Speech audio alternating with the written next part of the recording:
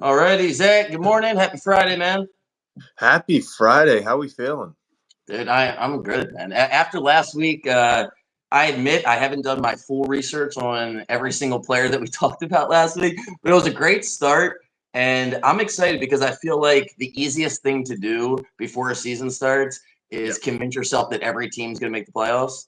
The Yeah. hard thing to do is to be like, this team's not going to be good. And you Mhm. promised us that we weren't going to be as optimistic here about the NL Central as we were about the NL West. Yeah, that's for sure. But before we do that, give me all right. So not everybody is paying full attention to every pitch in spring training and refreshing their Twitter or whatever the hell you're doing all morning. So give us a 2 to 3 minute update on where the Orioles are at, and maybe one or two things that people aren't quite talking about yet, but they'll be talking about here in the next week or two. Yeah, I think the big headline right now, at least coming out of the Orioles camp, is Colton Cowser and Kobe Mayo are just setting the world on fire right now, which is I would say it's a good and a bad thing. It's obviously great. You want to see your guys going out there and showing that they are these top prospects are supposed to be. Unfortunately, though, with a guy like Kobe Mayo, he's now forcing himself into a conversation of he should be on the team, and I don't know where he fits right now. So it's making Mike Elias and their decision a lot harder, but I guess they would take that over. 3 years ago, we were saying we barely have 10 major league ready guys. There's So, only a there's only a few times that I wish that I was a fan and not the GM. Like I always want to be the GM. I think for the next 3 weeks, I'm just glad I'm a fan because I don't know. I really don't. I pride myself on making a prediction and at least having a strong feeling one way or the other. And last year, I remember saying, I wouldn't be surprised if Austin Hayes isn't on the roster by June.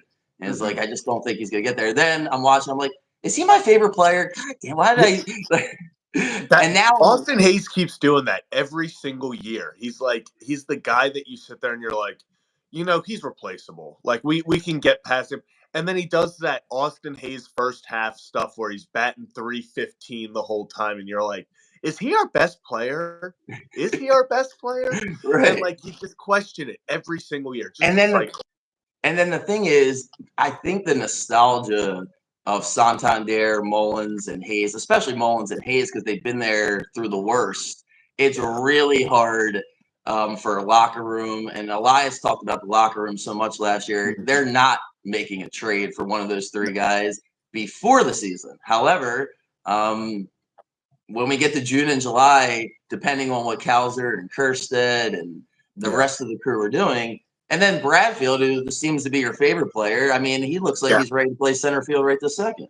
Yeah, he is the fastest human I have ever seen. And it's not even really base running because he obviously, I think, funny enough, he does have the quickest first to second still of anyone on all spring training this year. So Wow. he's living up to the speed thing. But in the outfield, I remember last Saturday, there was a fly ball that absolutely demolished off the bat, line drive to the outfield, and he was just camping underneath it. And I was like, "Wow, that was great positioning by the coach, scouting report."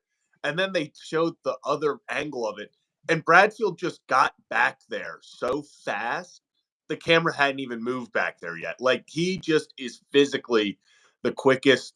Like just his first step in the outfield and everything. It's going to be fun to watch him play center field. It seems like the most competitive battle for playing time once they figure out the roster centers around. I think every Orioles fan's favorite guy last year that we weren't expecting, which was O'Hearn. I mean, the home run against the Blue Jays, clutch hit after clutch hit after clutch hit. But it was we're not sure if he'll repeat that, and he's not going to have a very long leash with Cowser and Kersted's left-handed bats there. It's almost like Hayes really benefits from the fact that No. McKenna is his backup, whereas Mullins and Santander and O'Hearn. I mean, look, we're ready to win the World Series. We don't have time for an 0 for 13. Like it's so competitive, but there's no way they're going to leave O'Hearn off the major league roster. So No. I guess what I'm asking you is, Cowser's not going to make this. So, like, how there's no spot for him. Yeah. right? I didn't think so, but if he keeps playing like this, it's hard to see a But then way. who's left out? Arias or Mateo? So it's going to be somebody. I would not be surprised if Kerstead gets left out because the Orioles said that they are still deciding between 4 or 5 outfielders. I think honestly that all depends on they'll keep 4 if they believe Mateo can play the outfield. So as much as they'll say, well, it depends if we have 4 or 5 guys ready for the majors. It all depends on if they can use Mateo to take up 2 spots so they can keep another infield prospect probably. But you touched. Okay, yeah, finish your thought. Sorry. so I think right now, I think Kerstead and Kalser would probably be the guys gunning for that potential 5th spot because Ryan McKenna, as much as people hate it, he has no more options. And I do not see Brandon Hyde putting his best friend on waivers. I know some major league team somewhere will grab him, and I Yeah. don't think they take that risk. Well, don't you think? Because I believe you broke it down. I don't think it's a secret. Kalser always struggles when he's moved up a level. I don't. I think he could bat 700 and hit 20,000 home runs for the next month. They're not going to let him start up. They're just not. It doesn't make any sense. Whereas Kerstead might be pigeonholed to a designated. Kerstead certainly is a corner outfielder. Like his athletic ability is not going to allow him to play center field. Kalser is. So even though they had Bradfield, Kalser is like not everybody can play center field, right? So he can play an outstanding center field, and I just don't think Kersted's power. He's been very patient. I think the plan is Kalser starts spring training in AAA, and Mullins, Santander, and Hayes and O'Hearn. Anybody can be replaced at any time. I feel like the best case scenario, and this is going to sound kind of strange, but like we want like a groin pull for 2.5 weeks for this guy because it's almost So like we can see what people got. Yeah, and then just give somebody a break. Because you saw with Hayes, I think that's probably the biggest adjustment we'll see this year. Is certain guys just won't get as many at bats because Hayes. I mean, I don't have the numbers in front of me, but it was a significant drop off in the second half. Yeah. So look, Elias will figure it out, but I'm going to try to enjoy the next 20 some days here without trying to be GM. Yeah, I mean it's hard right now because everywhere you look, is Holiday going to make the roster? Where do you put? It's just the classic fourth. So let's make that the last one, and then we'll go to the NL Central. Colton Wong. There's only one of two things happening because Colton Wong is a Adam Frazier, is Odor. Like he can start at second base for half the teams, maybe. We'll see. It's close. He's on the downside of his career. So he's either there to get the spot and Holiday will go down and that'll just be the reality. Or we're going to find out how Holiday does with real competition because the other two guys they brought in, I guess, really weren't pushing him. So Colton Wong's there. Holiday had a great day yesterday. If I made you bet $100 right now, will Holiday be in the opening day roster or is it Colton Wong at second base? I would, as much as people hate it, I would go Colton Wong. I would, and I think it's more of something like with the Grayson Rodriguez last year. I think Colton Wong would be there. I don't think Colton Wong got brought in to be the starting second baseman. I don't think he got brought in to be like, hey, we want you to be opening day starter. I think they would still like for Jackson to go out there and show them that he can do it. But I think they're comfortable enough to say, okay, Jackson, we're going to let you get 3 weeks, 4 weeks of at-bats in AAA now just to get you warmed up, get you back on track with your hitting. And we're okay with Colton Wong's defense out at second that, we can make something happen. Westberg plays there with Urias playing at third. There's different things you can do against different pitchers. So I think it's more of just an insurance reason that they Colton Wong, which weirdly, funny enough, Colton Wong played with Matt Holliday. I was just gonna say that I wouldn't be surprised if part of that is a mentoring role. You gotta remember, none of the other Orioles are Jackson Holliday's mentor. They're all like 2-3 years older than him, so it doesn't really work out from a mentoring role. And then Elias built I mean, he built a perfect roster, but he is short on left-handed infielders, right? So O'Hearn can't play corner. He can't play the third base spot. I guess he could if he had to, but that's not where they're going to use him. Yeah, that would not be ideal. Right. So Jackson Holliday is really the only. I mean, Gunnar obviously is the left-handed, but he's there. He's the only one. So it's either Jackson Holliday or Colton Long. I don't see a world where they both are on the opening day roster. So we shall find out. I'll check in with you next week, and we can do a little bit more of an update. There's going to be an injury or two. Obviously, the Orioles got their three. Was it three injuries? It was there just I was Gunnar and Bradish and then and Means, right? So there was three that we found out about that happened in the offseason. There will be some things to pop up, and we'll figure it out. But look, we got another 3.5 weeks, and it's Michael Elias' job. Sometimes you got to remember your role in life. You're a fan, so just enjoy the process and don't stress yourself out, right? Exactly. All right, let's do the NL Central. Let's go through it. Appreciate listening, and if we I'm going to figure out how to break down these I got to figure out some technology things so we can be like, all right, this is the 10 minutes we did on the Brewers, the 11 minutes on the Cubs, so people can listen to what they want to listen to. But let's go right. We're going to start with the Cardinals because they were the worst team last year. They were the worst. They had the let me say this the right way. Out of the over-under win totals before the season started, they had the worst. Finished. You know what I'm trying to say. My goodness. But you get what I'm trying to say, right? Yeah. All right. So they finished 71 and 91. And then they proceeded to, I don't know if panic's the right word. I guess we'll use I won't put words in your mouth, but to me it felt like they panicked. As soon as free agency started, they signed as many older pitchers as they can. They just got our boy Gibson, right? Yeah. Yeah. So work with me here on the Cardinals. Let's just go. Tell me what you think. Or do they bounce back, or was last year kind of more to come for this year? They have to bounce. Like I'm in with the Cardinals. I'm in the boat of looking around the rest of the division. It's this year or it's not happening with this group because this isn't, like you said. I don't know if panic is the word, but they know that their window is closing extremely fast with guys like Nolan Arenado and Paul Goldschmidt. They're two centerpieces right now on the wrong side of 34, so this is not even okay. These guys just hit 30, it's going to start to decline. They're past that point, and this is okay. We need to get the last 2 years of productivity out of these guys. So they do have young guys that I really like. Jordan Walker is a stud. Kid just hits everything. Mm-hmm. There was that super weird time last year where he was actually sent down by the Cardinals, even though he was hitting like 320, and it was because he wasn't hitting enough fly balls. That says a lot about how the Cardinals season was going last year, if we're being honest. But that is a wild thing to hear. Talk to me about this? How do I say his name? Lars Nootbaar. Lars Nootbaar, yeah. Is he that good? Because they got him projected in between Goldschmidt and Arenado, and I got to admit, I've seen his name, but I need you to educate me. You probably know him from World Baseball Classic. He was on Team Japan. He was the one American who his mom is like from Japan. So he played on Team Japan.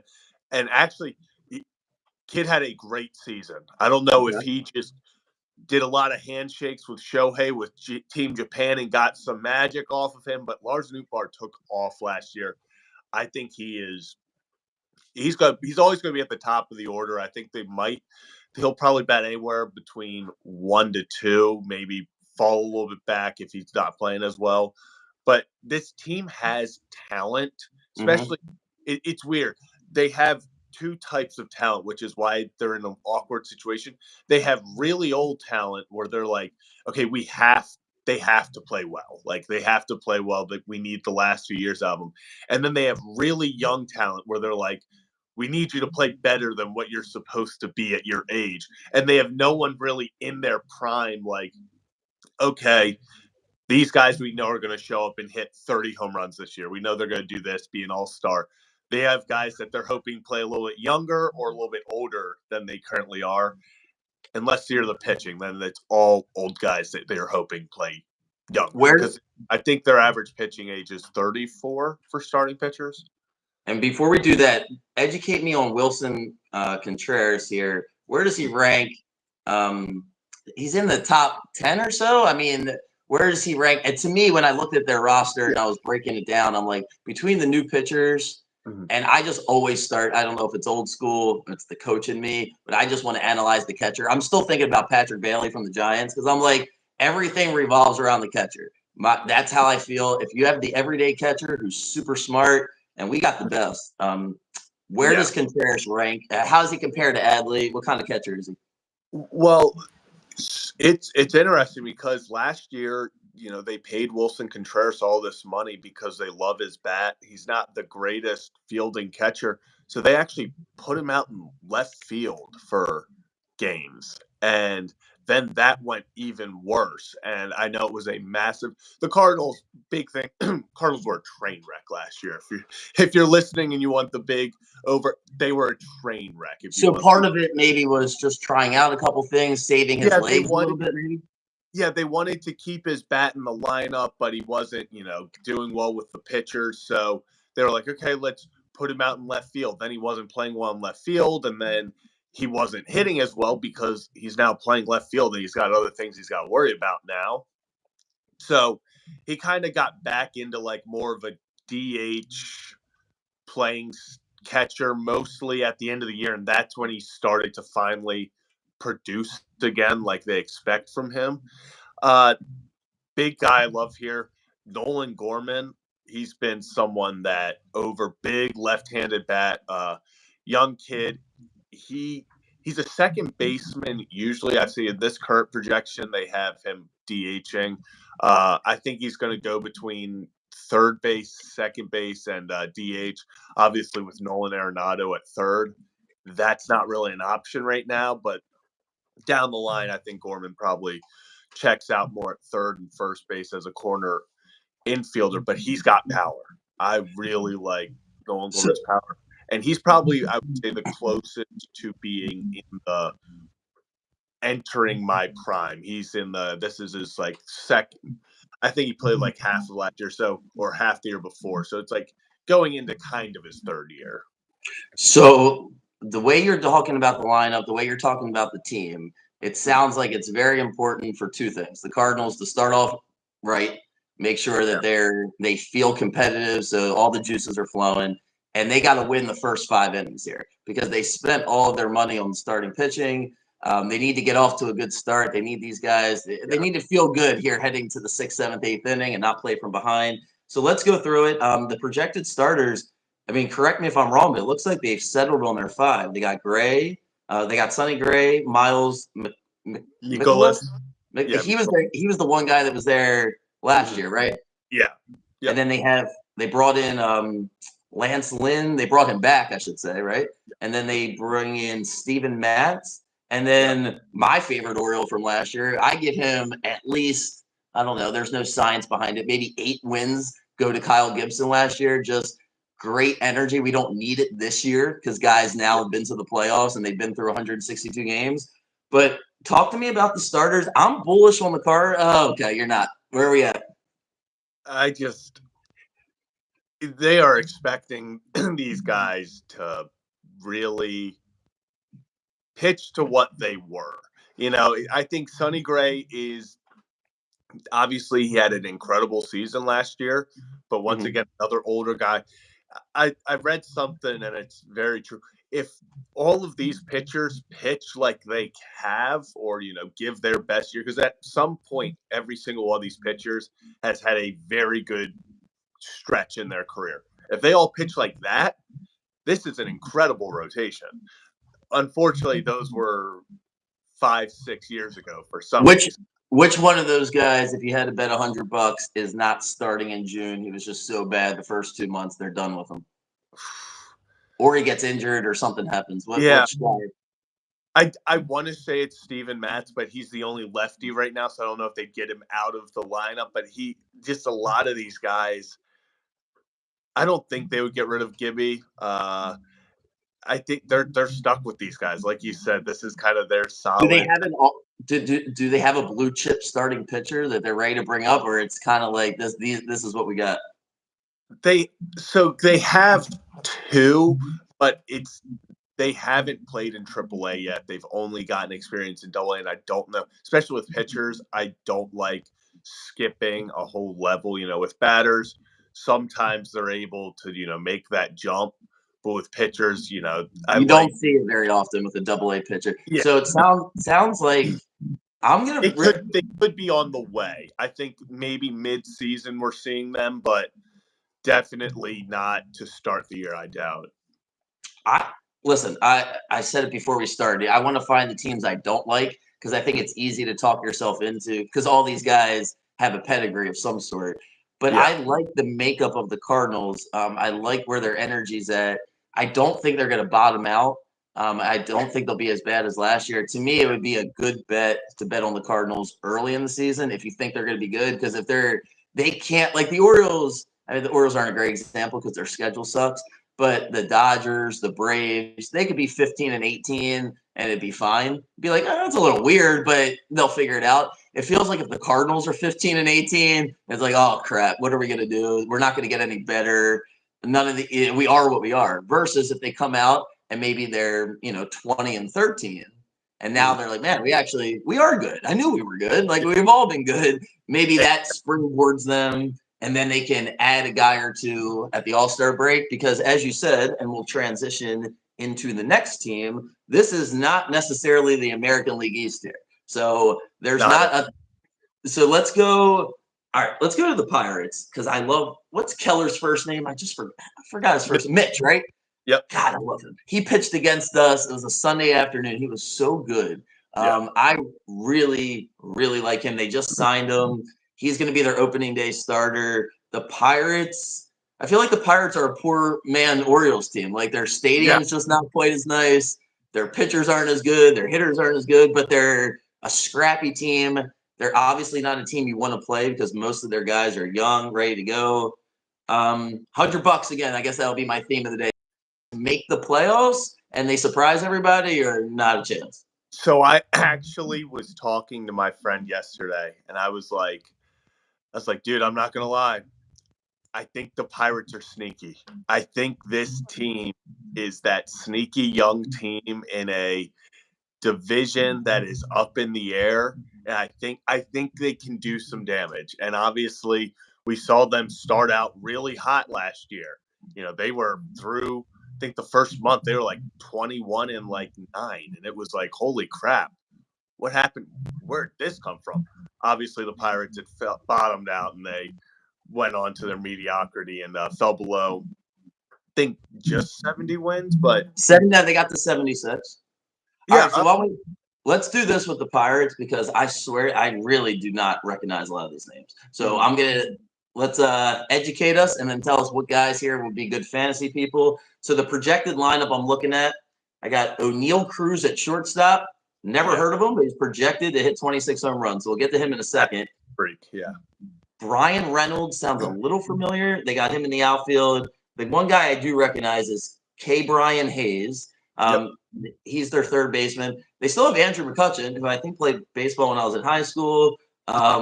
Jack Sawinski is an outfielder. Rowdy Taliz, I haven't heard of him. Yasmin Grandal, again, he's been around forever. That's a catcher. I recognize this guy. And then the last two, the second baseman, Leover Piguero, and then Joshua Palacios. Did I get that?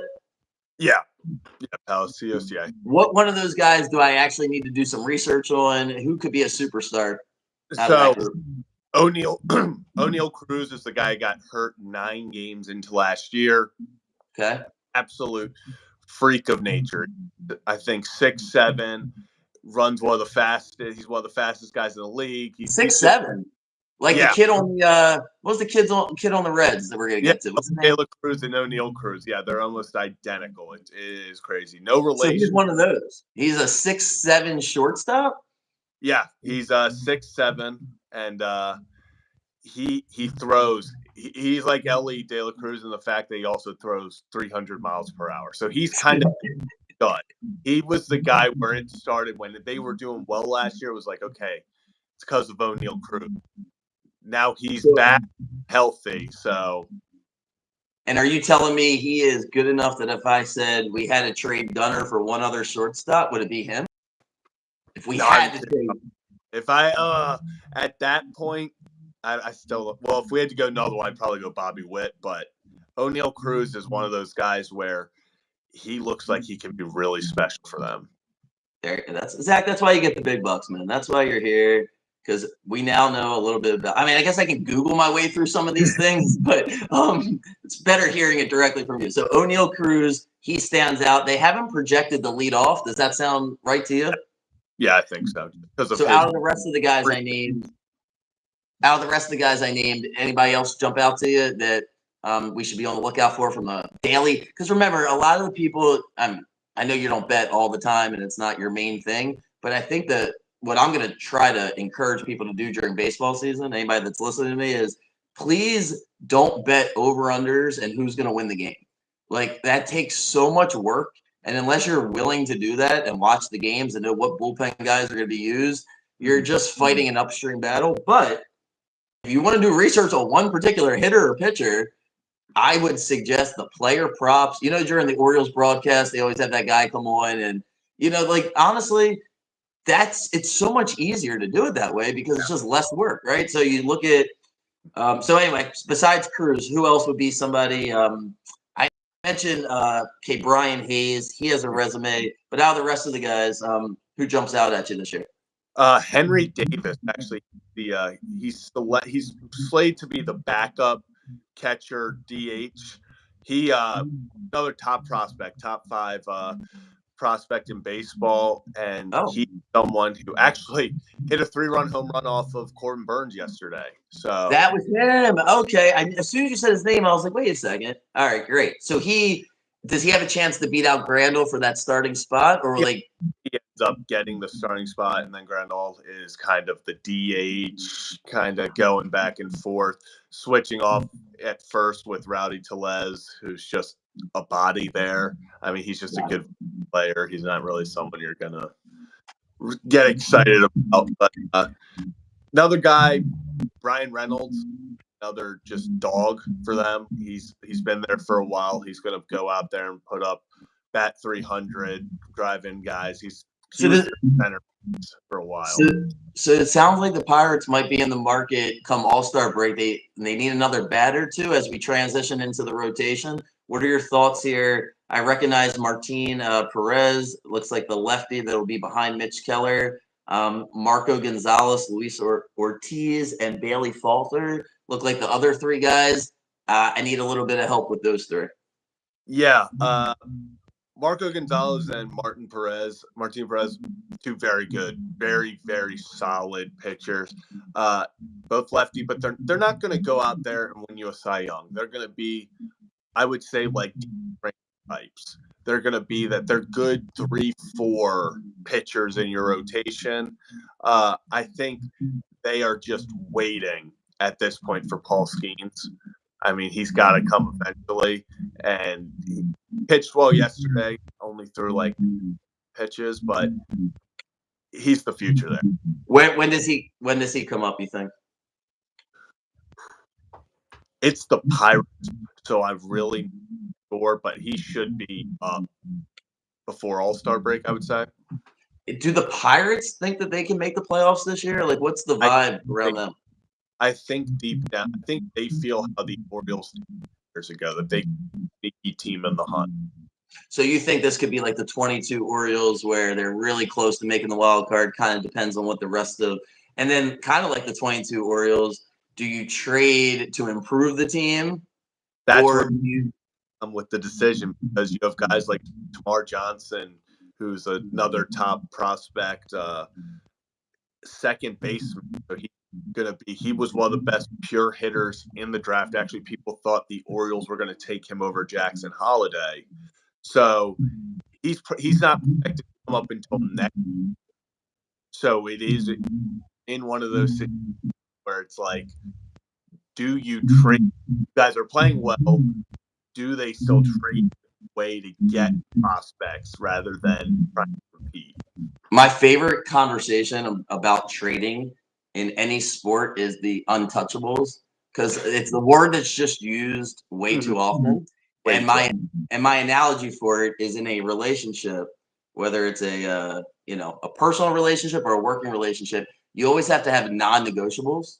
Mhm. Like you have to have certain things that just like, for example, if you just started all of a sudden cursing in the middle of this podcast, I'd be like, all right, well, that was a non-negotiable. I can't have you back on. Like, I don't know why you're just screaming and yelling. Or if you start drinking in the middle of our show, I'm like, dude, what are we doing here? So there's some non-negotiables that you don't even have to talk about, right? Like, we're in a relationship. There's obvious things, and then we all have like little quirks. Like, hey, if I'm effing sleeping, don't wake me up. Or if I'm using the bathroom, don't do this, or whatever, right? So with the Orioles, it was like a joke if you followed the Orioles to be like, are they going to trade Gunnar or Adley or Jackson Holiday? It's like, no, of course not.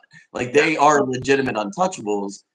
And as you transition to the Pirates, they have to make that decision. And I think it benefits just as a fan and as an analyst to know who the untouchables are, because that'll tell you where the team is headed. Like, this is what and so for the Pirates, it sounds like the catcher Davis yesterday, and how do you say the pitcher's name? Skeens, right? Paul Skeens. So both of them are the untouchables, and then they have to decide, this guy untouchable. And like the Orioles, I kept bringing always back to the Orioles, but you already have Basayo batting fourth in a few years, so he's now the untouchable guy. And it's just wild, right? It's just we are loaded. Yeah, I was gonna say, and it doesn't help when you're the Orioles and you do have what other teams would consider untouchable, and you have like 6 of them. So it does make it harder.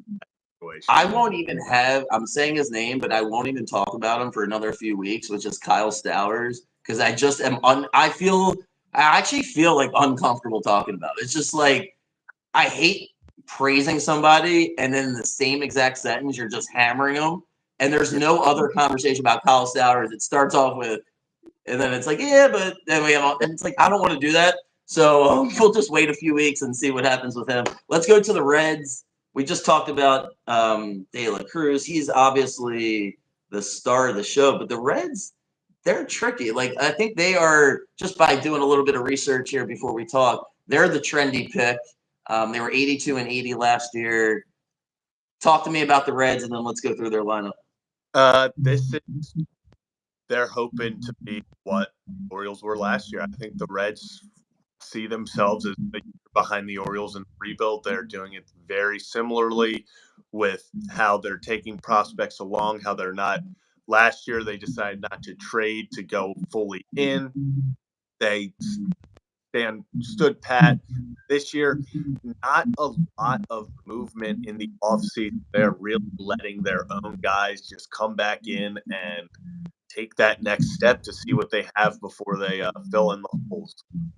So let's go through them. Their first guy, their outfielder, looks like they have him projected to lead off. This is so bad. I feel like such a schmuck trying to read these guys' names, but man, TJ Friedel, is that right? Yeah, Friedel, got it. Yeah.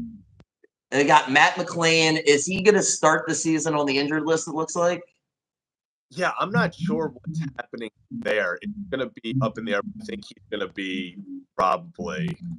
And then and it looks like Spencer Steer is the next guy in line that they're super high on. I recognize the first baseman, in case I butcher his name, though, Jameer Candelario. Yep. And then they got Novelli Marte at third base. Oh, I'm sorry, I missed Jonathan India, who just based on looking at the roster and what I know, I really like a spot for him, because feels like he's won't be. You know how you go into a lineup, you're like, gotta get this guy out, gotta get that guy out. I don't think he's in that conversation, so he might get a lot of pitches to hit. And then we got Noel V. Marte at third base, Will Benson in the outfield, and then let's start with their catcher, because I always want to start with the catchers. Tyler Stevenson, is he plugged in to be the starting catcher? And what can you tell me about him? Tyler Stevenson, catcher, and as middle of the road as he is a good. He's gonna hit probably 265. He'll do what you want from a catcher, and he's gonna do well with the pitch staff. So he's exactly. Okay, so I always like for comp so I can know where he's at. Would you rather have him if you're the Reds or McCann this year? I would have Steven. Yeah. So Stevenson a little bit better than McCann is what you would say. Yeah. All right. So outside of who's the talk to me about the leadoff hitter? Talk to me about the Spencer Steer guy. Who has the break? If the Reds are going to win 95 games, how do they do it? Well, I think Noelvi Marte, one of their top prospects, he is going to be someone that needs to continue to step up. He's have a big year. Friedel just breaks off left. He's one of those guys that he's up at the top. He was extremely. I don't remember if it was Friedel or Steer, but one of them, the most annoying thing, led the league in sacrifice, which was like extremely annoying. Or no, not sacrifice, bunt singles. And it was like uncomfortable number, like 13 or something. Like something that you should not, because they're the fast. They knew the right time when they were in shift, just let down. This team is Christian Encarnacion Brand is their first base, another young top prospect that they love. He does just have known on the back, so he doesn't have. Like, people were worried he was going to have on Strand on the back, and it was going to have to make. But this team's talented. Where are we at with Hunter Green? I mean, when he's on, he's fantastic. He had a little bit of a drop off. Actually, talk about him first, and then we'll go through the rest of the guys. Where is Hunter Green? Because if the Reds are going to be legit, like we're talking about them, their best players have to be, fantastic. So does Hunter Green have that potential to you? Yeah, I think the Reds, if you look top to bottom, that's a strength of theirs. It's going to come down to the rotation, and it starts with Hunter Green. He's got to be their ace. He's got to take that step. He's got to be the guy that they've talked about for the past 3 years. He's been a guy that they've seen as he's going to be the number one of this. When he's playing, shows it. Big strikeout guy. Strikeout guys like Spencer Strider type when he's on. And they're going to need him, that ace, that would make the playoffs. And then so the other starters, it looks like they have some competition here. Graham Ashcraft, Frankie Montez, Andrew Abbott, Nick Martinez, Nick Lodolo, who I really like, Brandon Williamson. If you had to bet on outside of Hunter Green, who do you think has the best season out of the rest of them? I think Lodolo. I really like Nick Lodolo. I think he kind of stepped into that when Hunter Green was out. He that ace type for them. So, all right, let's leave the Reds there. We'll circle back to them when we get your prediction for the whole division. Let's go to the Cubs. I got to be honest with you. The Cubs feel like I pray to God this doesn't happen to us once we win the World Series, but I feel like is it possible to be on an 8-year hangover from the World Series? Yeah, it just doesn't feel like it feels like they have the exact team, but it's a completely different team, which is so weird. Like they just all have, they have Bellinger to replace Rizzo. Like they feel like it's like you said, it just stayed the same like ever since then. It's just like it's the Cubs. I don't know I really don't know what the expectations are for this year. That's one of the teams I really wanted, because when I look at them on paper, I'm like, hey, I recognize more names than I did with the other teams. I don't know if that's a good or a bad thing. So let's go through their projected lineup and then get your thoughts on the Cubs. Nico Horner at second base, Dansby Swanson at shortstop, Ian Happ, Cody Bellinger, and then the first guy I didn't quite recognize was Seiya Suzuki. Where's he from? Is he on there right there? Yeah, he was a rookie last year. Okay, and then they got Christopher Morel, who can, man, I forget what game Jeremy had. Cubs played some game last year where Jeremy had like the over for everybody's home runs. And this son of a gun, he wasn't in there, and he hit like 2 home runs for some reason. That just sticks out at me. Michael Bush at first base, and Nick Madrigal at third base. Those are the 2 guys I didn't recognize. And Yan Gomez, he's in the Grandel category where I'm like, hey, I remember this guy. He's 30. Anybody 31 and older, I definitely remember them. So talk to me about this Cubs lineup and if they have any top prospects that I didn't mention that we should see here in the next month or two. Yeah, no, the Cubs, this lineup, this is the reason why they're projected in this division. It is extremely lineup, and I think they're very little holes. One, the Cubs, they brought in Craig Counsell, who was actually the rival of the Brewers for 10 years. Bring him in to be manager this year. So they're here to win. That's not a team that wants to rebuild. They just brought in Cody Bellinger on that $3-year $1 million deal. And the more I look, the more I love the offense. It's gonna be whether or not they can repeat. It's Cody Bellinger had 2 down years and had a great year with the Cubs last year. Does he live up to the contract he got? Can he repeat that? You're looking at guys like Swanson, Suzuki, especially with showed flashes last year, definitely being as advertised, a great bat to ball contact guy. He's going to get on base, but you're relying on guys really only seen do this stuff recently for 1 year at most. So it's there. Like the guys like Morel, like you said, power through the roof, but is it going to be happen consistently? So let's put you on the spot. One of these guys wins the MVPs in the top 2 or 3 for the MVP. If I told you that before the season, who do you think it would be? Cody Bellinger. Because he's right. His contract, we can talk about that more in depth at another time because the way contracts are is, I mean, it's fascinating. His contract is technically a 1-year deal. Okay. Well, so you love the Cubs lineup. How do you feel about the starters? Justin Steele will be the opening day starter. Kyle Hendricks, who most people should know because he's always been good, was not great last year. Jamison Talion, and then the other 2 guys that they have projected, Jordan Wicks, and then you want to help me out here? Shota Manga. Talk to me about those 2 first, and then we'll circle back to the other 3 veterans. Yeah, so Amanga came over. He was the I don't want to say prize for Yamamoto, but he was like Yamamoto was coming over and Amanga. So like he was that second guy. I actually really like Amanga. I don't think he's going to be an 8. He definitely doesn't have that potential of a Yamamoto.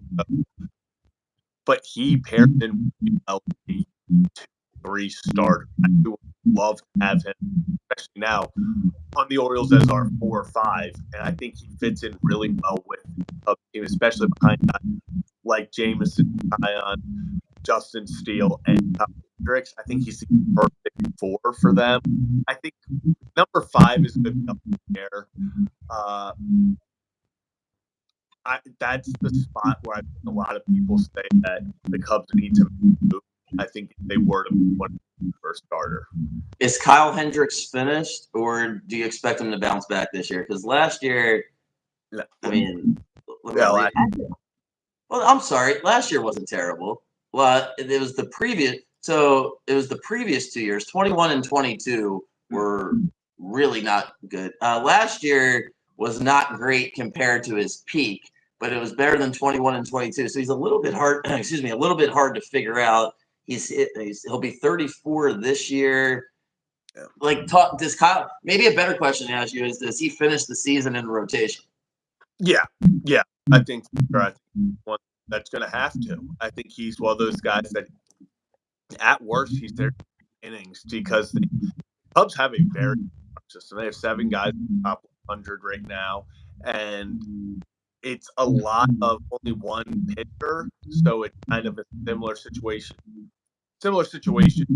Orioles, where it's like so many players. That's why I think they're going to have to go and trade some guys for starting pitchers.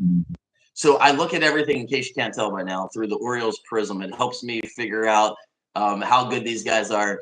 would you trade, forget contracts, just for this year, all things nothing considered except talent? Like, don't think about anything else, just the talent for this year. Would you rather have Justin Steele or Grayson Rodriguez? Grayson Rodriguez. Would you rather have Justin Steele or Dean Kramer? Justin Steele. So he projects kind of in that 3 spot for us? Yeah. Yeah, and obviously, I would say if you asked a Cubs fan, I'm sure they would say Justin Steele over Drake. But nobody's saying Justin Steele over Corbin Burns is the point, right? Like he's not in that he's not in that conversation. If you had to rank the starting pitchers off the top of your head and put Justin Steele at a number for opening day, you have him. Where do you have him? For all. Yeah, like when opening day starts and we see every pitcher. He's definitely top. Probably sneaks into the top 12. Could argue top 10. He's definitely a good pitcher. And then talk to me. We haven't done a ton of bullpen. Honestly, I kind of skipped over a couple of them. That's my fault, but correcting myself in real time now. So talk to me about the Cubs bullpen. Adbert Alzo. Listen, I'm all for people being all over the world here and coming to America to play baseball. But my goodness, I cannot get anybody's names here. How do you say their closer's name? Alzolay. Where is he? Is he the guy to shut the door for the Cubs, or when it's the 9th inning and we're winning 3-2 and I'm a Cubs fan, am I just freaking out because this guy's my closer? So I think I'm up in the air.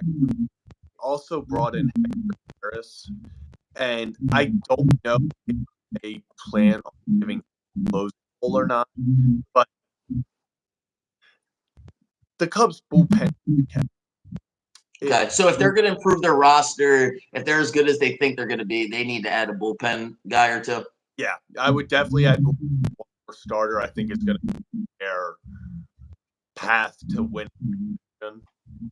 I like Drew. Lose right now. And I just noticed they have Drew Smiley. I tell you, I know every guy who's in his 30s or over. Like that's my wheelhouse. Drew Smiley, is he just not a starter anymore? They've moved him to because last year he threw 142 innings and looks like he got to start a bunch of games. He's their long reliever. Yeah, I think he check into like a goal if they need someone out there.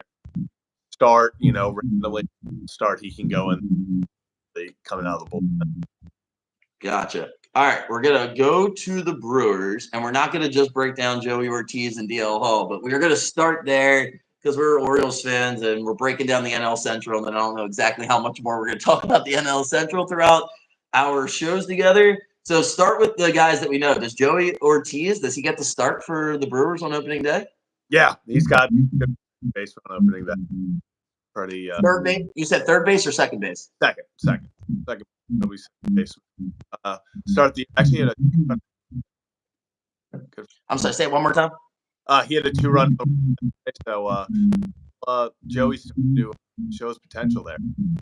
So he's going to be one of those guys. I think that Orioles fans will always be like, yeah, I think he's just going to be a major league player for 15 years. Be like, he just was in the wrong spot at the wrong time. But then the perfect spot for the Orioles because we packaged him with DL Hall. So look, it is hard not to root for a guy that has as much confidence as DL Hall and then put the work in, then accepted being in the bullpen. Nobody wanted him gone.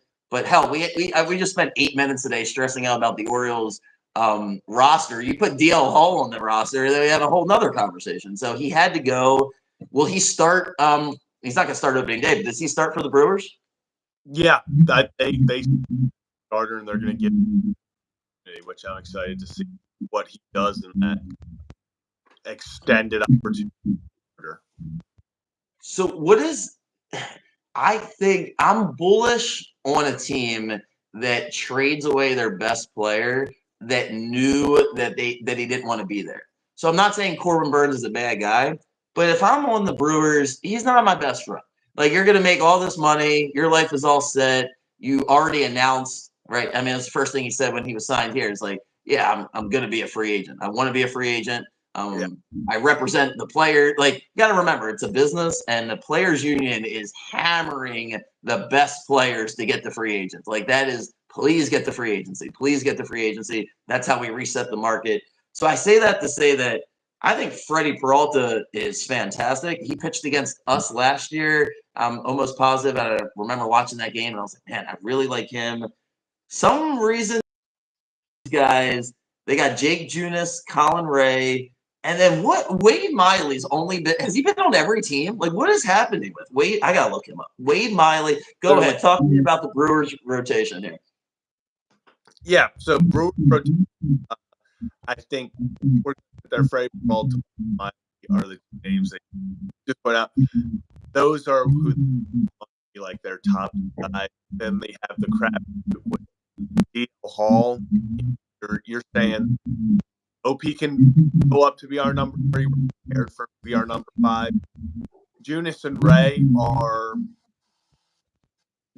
they're good number, low end 3, high end 4s. I think they have potential, but they're definitely nothing that you're going to sit there and go, okay, we have to have these guys in the rotation. You know, if you find it, you're okay with giving up one of their spots, but they're definitely nothing there and go, oh, the major. And the Brewers, look, they're the defending champ. They've been winning that division. How many years in a row? They made the playoffs 6 or 7 years in a row, right? Yeah, who is? I think now Burns has been in the playoffs his entire career. Oh, and as you're looking that up, I'm going to. Oh, you know what? This is it's so funny. I was just pulling up the Brewers, and I had this tells me where my brain's at this morning. I was like, I knew there was 2 Contrerases, but for some reason I had the other guy. What? I thought he was on the Braves. Was he on the Braves last year? He was on the Braves 2 years. So it was his first year on the. Got it. So, wait, how many years did you look up to see how many years in a row the Brewers had made the playoffs? No, actually, they made the playoffs. The division is actually back and forth every year since the Cubs won the World Series. Right, they've been in the playoffs. They haven't necessarily dominated the division. Yeah. So, all right, we'll start at the top. He was, I mean, he's got to be in the top. He had a down year last year. He's one of the best players in the world. Christian Yelich, William Contreras, and then it's Sal Frelick in the outfield. We got Hoskins at first base. Willie Adams. Is it Adams or Adames? Adames. Really like him, and wish I knew his name. Garrett Mitchell in the outfield. Jackson Churio in the outfield. Bryce Terang at second or at third, and then we mentioned Joey Ortiz. Talk to me. Is some of these guys young guys that they're expecting to pop here? Because I didn't recognize, the first couple of guys I think are household names. But why don't we start with Garrett Mitchell, Jackson Churio, Bryce Terang? I haven't recognized any. So Jackson Churio is the number 1 prospect in baseball. They're expecting to be the guy in center field. He to go out kind of how the Orioles are expecting Holiday to be the guy. He's there. This is going to hopefully revolve around him. That's why you have Hall and Joey Ortiz. You have that young core. I'm looking through the prospects as well. They have talent that's there in the long run. It's going to be decisions like, what do they do with it? They signed Reed Hoskins, which I really like, coming off 18 year where he didn't play because of injury. They bring him back a few days before Corbin Burns, so everyone thought Brewers are going for it. This is a great team. Then they trade Corbin Burns and throw everyone off. But even then, this is a very solid lineup. I think it's a deep lineup. Tyler Black is another one. He's a top 50 prospect in baseball. He, I think is going to start for them instead of they're a very young team, but they have enough superstar power. They're gonna be in the playoff hunt. It's whether or not Christian Yelich be a down year Yelich, or are we in Christian Yelich? Because in MVP season from Christian Yelich, this squad can get them, I would say, 5 to 10. So you've mentioned you love the Cubs. Who do you think the Cubs win this division, or you think the Brewers pull it out? I think it's a win. You think it's the Cubs division to win, and then let's go through. And I would say because the Brewers have potential, just they have all these top one prospects kind of making the team, but they have a lot of uncertainty with Joey Ortiz, the Hall, the Tyler Black, they haven't played much in the NBA. While we say these are top prospects that we expect big things from, we don't know yet from them right now. So I'm going to make this comparison. Tell me if it's a good one. The NL Central feels a lot like the NFC South when I look at the talent and then I look at the odds to win the division, in the sense that every team is plus odds. So the Cardinals and the Cubs are actually the favorite. Wow. So explain this to me. So the Cardinals and the Cubs are the favorite at plus 185. The Reds are plus 340. The Brewers are all the way at 7-1 to win the division. Yeah, it's because people don't know what they're getting. I think a lot of the thing is people are afraid that I think they're afraid that if they start to lose, they're going to stop. And I think that's a risk that suddenly the Peralta, the Wade Miley, they start just sending them off Hoskins. They would try to get younger to go then fit around the window with the younger guys. Sounds like if I made you bet $100 on this, would you just take the Pirates at 16-1? That seems like a live, or they don't have a chance to win this division. You would still go Cubs. I actually did. I 16. I say that. Also, I do want to say Roof is he's another ace for them, so get back. But I'm not totally sure where he's at in the process. But if he's back, he takes them to another. So the main thing I'm taking away from this division, listening to you, is the Cubs are. There's not too many things the Cubs are going to do. They have the roster that they have. They can improve it. They're not in a position to sell. They're ready to, if anything, they would add. The Brewers and the Cardinals are dependent on the first 3 months of the season. They could go in either direction. The Cardinals could sell. They could sell off all their players and be like, we should have done this last year. Can't believe we just spent the money on the pitchers. This just isn't working out. And then the Brewers, as you just mentioned, can say, you know what? We already ripped the Band-Aid off with Corbin. Let's just do it. Let's do the full reblown. We have we built in the credibility with the fans because we've been in the playoffs for so long. They'll be okay with it. Time to get rid of Yelich. Time to get rid of Peralta. And then the Pirates, to me, like we were talking about earlier, 16-1. I mean, look, there's going to be teams that are going to surprise you. So my advice is this division would be the perfect spot for the Pirates to be close enough that if you have them for the season-long odds, you're in a better – basically, if you want to bet Pirates this year, just bet them for the season. Don't try to guess which game they're going to win because I don't think they're going to win 90 games, but they could win 84 and win the division because it is a weaker division. So let me put you on the spot. I need you to give me an over or under, and then we'll wrap up the NL Central. Let's do Cubs 84.5 wins. I'm going to go over. Reds at 82.5. I'm going to say they go. I'm going to be the grain. I'll say the Reds go under. You said the Reds go under. So even though the Reds think that they're going to win 95 games, Zach has them winning 76 games. Yeah. And we got Milwaukee 77.5. Wow. That's over. They have to win. And then the last one we got are the Pirates at 74.5. Over.